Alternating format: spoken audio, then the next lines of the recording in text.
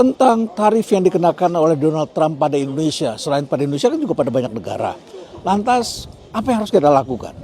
Jelas negosiasi. Negosiasi itu bukanlah sekedar kita datang kirim orang terus kemudian ngomong sama mereka. Nggak begitu. Negosiasi ini adalah pekerjaan rumah yang sangat besar. Jadi presiden memimpin satu tim dan kemudian tim ini selesaikan dulu pekerjaan rumah. Apa yang kita minta? Yang kita minta itu adalah turunkan tarif agar eksportir Indonesia bisa kembali mengirim produknya ke sana dan terkena tarif yang relatif rendah. Jadi dapat dijual dengan harga yang kompetitif. Kalau nggak bisa bersaing. Ya. Nah, jadi kita udah jelas permintaan kita.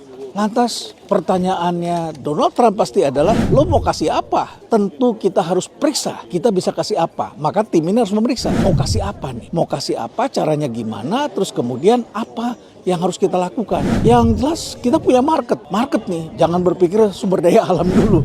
Kita pikir market cukup besar. Nah, kita juga membutuhkan produk-produk mereka. Apa saja? Kita bicara dulu produk pertanian. Indonesia import kedelai dalam jumlah yang besar untuk bikin tahu tempe. Jadi kedelainya mereka bagus sekali. Jadi kita bisa import itu dari mereka. Bisa kita atur. Kita bilang, kita import kedelai dari Anda cukup besar, ya. Dan sekarang kita akan abaikan import dari negara lain. Kita ambil dari Anda. Kedelai, gandum, dan jagung. Ini 3. Tapi kan sebagian nih swasta yang melakukan nih. Gimana nih pemerintah ngatur? Ini pekerjaan rumahnya nih. Nah, kemudian alat kesehatan. Ini relatif lebih gampang. Kenapa? Karena yang belanja banyak alat kesehatan itu adalah Kementerian Kesehatan. Alat kesehatan yang kita beli banyak sekali. Dan sekarang kita lihat ada kebijakan namanya TKDN. Nah, ini harus kita review kembali. Karena ada alat-alat kesehatan memang dengan teknologi tinggi yang harganya mahal dan berasal dari Amerika dan sejumlah negara Eropa.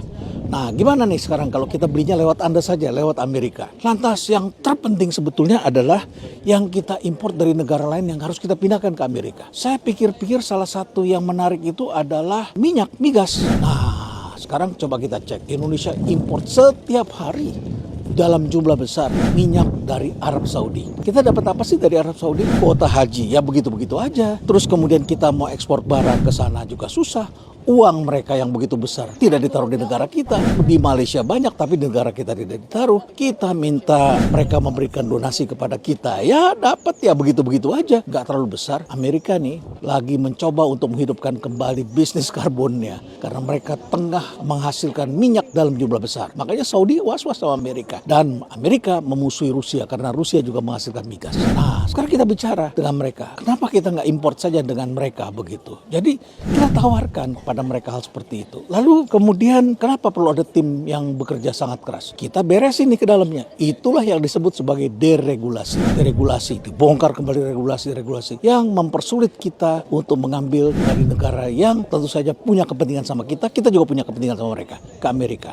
TKDN kita review, kebijakan mengenai devisa kita review, kebijakan keuangan, aturan-aturan investasi, aturan import barang yang mempersulit barang mereka masuk ke negeri kita. Itu yang disebut dengan non-tarif barrier. Jadi hambatan-hambatan non-tarif kan dihambat barang mereka masuk sini. Masuknya lama, regulasinya berbelit-belit. Waduh, belum lagi nanti harus memberikan sesuatu. Dan mereka tidak bisa melakukan itu. Jadi ini diperiksa semua dan kemudian kita cari cara agar kita bisa negosiasi sama mereka. Jadi inilah saya kira solusinya. Solusinya itu bukan seperti yang selama ini kita bicarakan. Cari pasar baru, buka pasar baru. Iya, tapi kan perlu waktu yang lama. Jangan berpikir negosiasi itu kemudian presiden segera mengirim orang ke sana. Nggak bisa. Kita harus betulin dulu pekerjaan rumah kita, perbaiki dulu, kemudian dalami aspek hukumnya bagaimana, dalami regulasinya, janji komitmen kita mau apa. Jangka panjang loh ini, tidak bisa jangka pendek. Tentu saja hal ini menjadi pekerjaan rumah yang sangat besar. Ini bersifat struktural, bukan bersifat reaktif. Ini bersifat kerja bareng, bukan kerja sendiri-sendiri. Bagaimana menurut kalian?